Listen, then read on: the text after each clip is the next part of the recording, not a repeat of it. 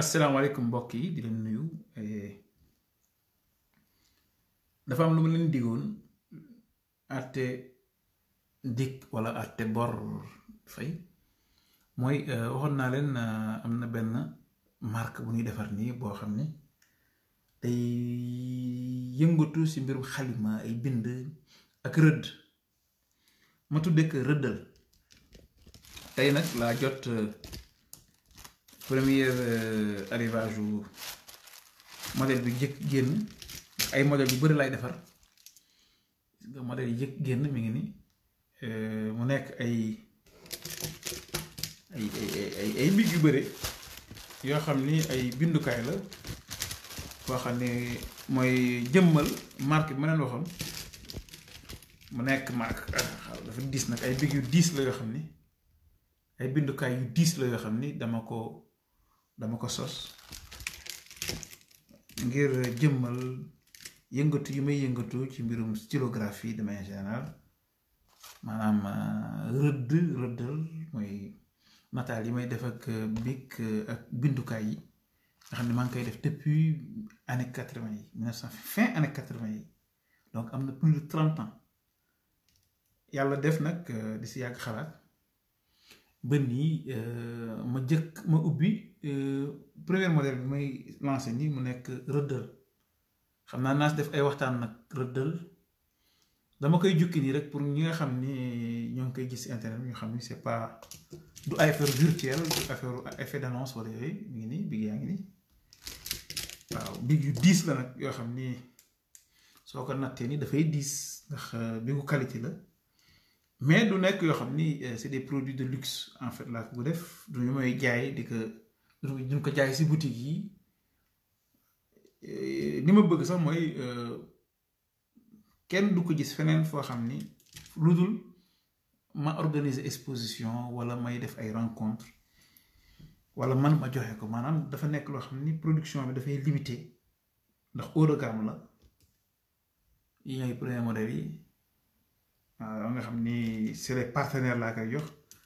ak ñi nga xam ne dama tàggat xale yi may tàggat encre bi gis nga encre yu mel nii la day rechargeable nga xam ni da nga koy mën a recharger mu nekk ay bic de qualité yoo xam ni bindukaay de qualité mais rek di wax ni noonu la daal tepp la nga dañuy teppal rek ndaxte mbiru nataal yi ñuy def nii du suñu liggéey du luy mën a dundal mais projet bu yàgg la boo xam ni yàgg nañ ko am bëgg ko def tepp rek nga xam ne concept yëpp la ñuy jëmmal waaw ba xam nga africain yàgg na mën a defar ay affaire am na talent li naan xereñ rek doyul mais ñun Afrique la mooy suñu problème duñu modéliser dañuy am ay idées nii rek duñ ko modéliser duñ ko lancer ba nga xam ne keneen mooy ñëw sax jël ko di si dund ñun ñu toog fële naan ay lii damaa xalaatoon ak yooyu yii nag mooy dañuy wan rek gone yi yoon bi tamit gone yi parce que comme ni ma ko waxee rek man du lii lay dundee du lii lay liggéey jàngale lay def si Allemagne moom mooy dundal waaye xam nga concept big yi nii ak bindukaay dafa am lu am solo lu ma siy jukki si mbirum pédagogie ndax ak internet beeg digital bi dañuy xale yi dañuy bàyyi bind da ngay gis dafa am jeexte li muy def si ñoom te pédagogie bi ñuy indi pédagogie alternative bi nga xam ni labostyloculture moom lay indi bind la si am solo waxuma sax bind rek mais rëdd maanaam def ay rëdd di jukki ay mbir moo nekk nii gis nga yëpp ay big la ay rëdd la encre lañ koy defar gis nga ni muy mel na luy briller nii ay support la yu bëri yoo xam ne dañ koy defar mais léegi dañ koy def tepp nga xam ni di ko teppal di génne ay produits nànk ba nga xam ni macha allah daal dinañ dem ba génération surtout xale yu ndaw yi xale yi nga xam ne ñoo ndaw dinañ si mën a inspiré wu et puis dinañ si mën a dem ba nga xam ni dañuy mën a ñoom di si dund quoi mën si dund am fi leneen waaw loolu mooy yi nga xam ne bokk na si objectif yi ñoo ngi waaj a lancé ay programme yu bëri macha allah mais xam nga rek tepp rek dinañ teppal waaye nin ko bëggee lañ ko bëgg defee yàkkamtiwuñu dara tepp lañ koy defee nga xam ni du am benn parax ànd ak professionnalisme waaw mooy yi ngeen di gis nii yëpp rëdd mu nekk ay yoo xam ne koy def ak encre ak rëddukaay yi mel na bic léegi rëddal bi moom rëddal rek du sax bind mën nga bay bind rek rëddal te rëdd moom ñëpp mën nañ ko léegi danay jàngal xale yi ak mag yi nan la ñu mën a rëdd loo xam ni dina am valeur ajoutée nga xam dina mën a créer ay métiers xam nga mu nekk loo xam ni c'est un produit africain réalisé que mu nekk un vieux rêve ñu koy réaliser nànk di ko teppal rek nga xam ni gone yi ñoom surtout dañ leen di wan yoon bi maanaam soo amee projet soo amee ngëm-ngëm ni nga koy modéliser jëmmal ko waaw jël temps bi mu war a jël mais nga koy pàcc-pàccal rek bii benn pàcc la dama xaw a sonn nii sax xam nga ndax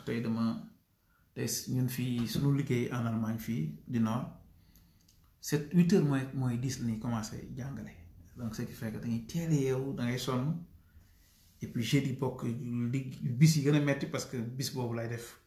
rencontre pédagogique yi donc da ngay jàngale j'ai 6 heures de temps jàngale effectif ak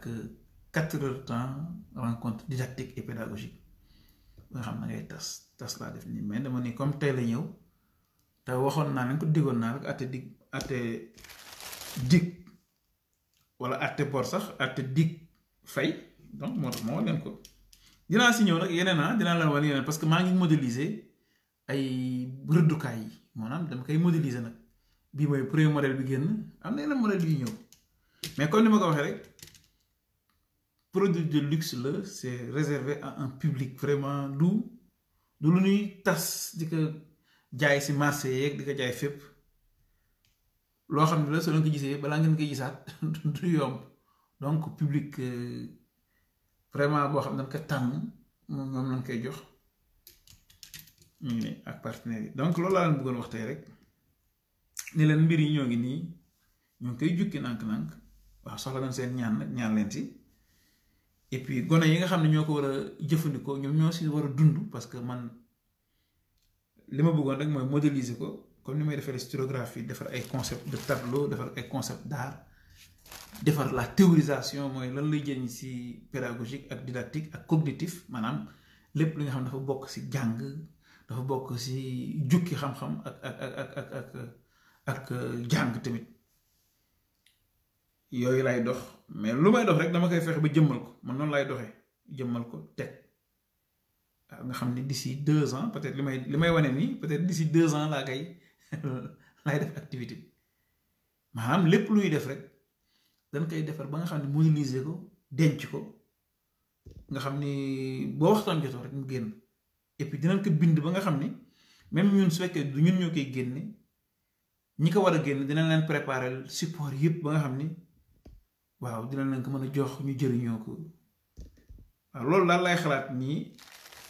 ma ne xaaral rek ma bokk ak yéen xam naa namm ngeen ma nag namm ngeen samay waxtaan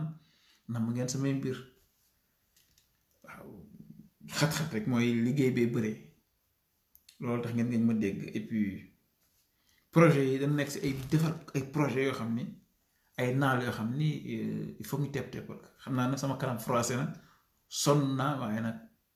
comme moomun suñu bopp moo tax il faut que ñu koy wane léegi si pofrima.com soo na fa demee pofrima.com dina am na benn rubrique bu tudd boutique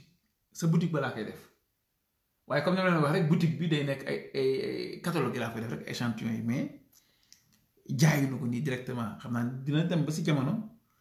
mën naa am ñu jaay ko mën naa am duñ ko jaay mën naa am waaw ñun daal dañuy bàyyi noonu ubbeeku quoi mais daal mbir yaa ngi nii génn nañu fi mu nekk nii li fi nekk yëpp mënuma ko génne xaaral ma jéem a xool ndax duma wàcce sama caméra ngeen xaw a gis parce que sama batterie bi dafa déchargé gis nga mi ngi nii big yu bëri la yu ñëw c'est des stylos de luxe waaw stylos de luxe la waaw xam naa naa leen si waxaat si jëmi jamono yeneen ak projet yi muy àndal ndax lu génn rek dafa nekk si benn constellation bu ñu bokk mel na comme Crous ni muy amee ay per bi benn per la rek si collection bi beneen per mi ngi nii maanaam collection bi am na yeneen collection yu ñuy préparé ak yoo xam ne dañ koy yëngatu fii si Allemagne am yu yëngatu woon ba demee Canada yëngatu woon Canada am ñuy def Bruxelles mais lépp rek am na yoo xam ne si suuf la nga koy def nag si suuf ñun dañ tàmm nag def ay mbir si suuf mooy li ñuy fësal tuuti lay nekk mais li si ëpp si suuf nga koy def di ko travail ak ay équipe yu ndaw di liggéey di samp nga xam ni day mel ne comme baykat rek nga jëmbat ba jimmi jamono nag yëpp di leen meññ suñu meññee nag mën naa am sax ay mbir a ngi meññi ay nit di ko gis du loo xam ni man maa nekk si gannaaw mais noonu la ñuy doxee parce que soo ko defewul noonu rek après xam nga cat dafa gaaw et puis gars yi dañ lay faagaagal ñu jug si yow waaw mais nii moom soo ko defee dénk nga xam da ngay defar benn ay projet yu mel ne dénk kenn mais bii moom dama ko fësal pour rek ngeen xam ni yii am na daal et puis ngeen inspiré aussi mooy ñu gën a jeune laa wax man waxuma ak ñi nga xam ne ay mag lam sama morom yeeg waaw sama morom demi pas ndax man léegi demi pas laa xam nga waxuma sama genre yeeg sama yooyu mais ñi xale yi gën a ndaw nga am xam ñoo ngi am ay 12 ans am ay 13 ans man ñoo ma tax a jóg su demee ba bëre entre 12 ba ay 25 ans man ñoo ma tax a jóg mais yéen ñi nga xam ni yéenay magu ñooñu yéenay bàyyi ñooñu donc mun ngeen inspiré aussi lii tamit pour rek relève bi parce que ñi nga xam sama âge la am soo leen bëggee yee mais ñooñu suñu yeewagul ba léegi yee leen amul njëriñ donc loolu daal et puis mu bokk tamit si li nu Cheikh Anta Diop jàngal Cheikh Anta Diop lii la ñu jàngal mais man soo leen di xool damay gën a wàññi sax li may cité Cheikh Anta Diop mais moom laay dox ndax dañ toll si jëmmal ko ndax Cheikh Anta dafa ni siggi taxaw mais bi mu waxee taxaw ba yàgg dafa mel ni mbir dafa taxaw ñun nag ñu lancé semet maanaam mooy étincelle mi ngi jógee si séeréer muy étincelle jóge séeréer laa la mooy siggi taxaw semet boobu nag mooy ku deful nang doo gis ndax ferñeent su ne taj soo amul attention doo ko gis wutunu mbooloo xëccunu kenn waaw ndax ay yóbbal la yu nu Cheikh Anta jox ak ñu mel na Cheikh Anta ña nga xam ne ñoo ko moom il faut ñu yeggal leen ko waaw chaque génération noonu lay def liggéey li nga war a liggéey yóbbu ko ba nga xam ña ko war a jot ko ndax ñun dafa am ñu tax ñu jot ko ñun donc loolu il faut ñu jàllale ko te suñ koy jàllale ay projets yu concret yu simple ni lañ koy def yu simple nii nga xam na nga koy koo ko jox ak yu mel nii nga xam ni dina si mën a dund ndax tamit di wootewu nii ay engagement ay panafricaniste nii te du la dundal amul sens mais ñun yàlla may nañu bon par rapport ak suñu formation suñu compétence mën na liggéey yeneen liggéey yoo xam ni sax dinañ si mën a dund waaye taxul ñu war a solidaire ak jeunes yi nga xam ñoo nekk Afrique solidaire ak jeunes yi nga xam ñoo nekk si diaspora bi fexe ba defal leen ay projets yoo xam ne soo leen ko joxee ñoom naal yooyu la ñuy jëmmale panafricanisme si ñuy jëmmal présence panafricaniste bi positive et progressive panafricanist presence yooyu yëpp si la bokk xam naa maa ngi yem fii ma xaw a sonn na mais xam nga rek moomoon suñu bopp daal kon jaajëf ba temps yi naa leen indilaat yeneen affaire ak gën a leeral lii sax lan la daal jaajëf waaye xereñ rek doyul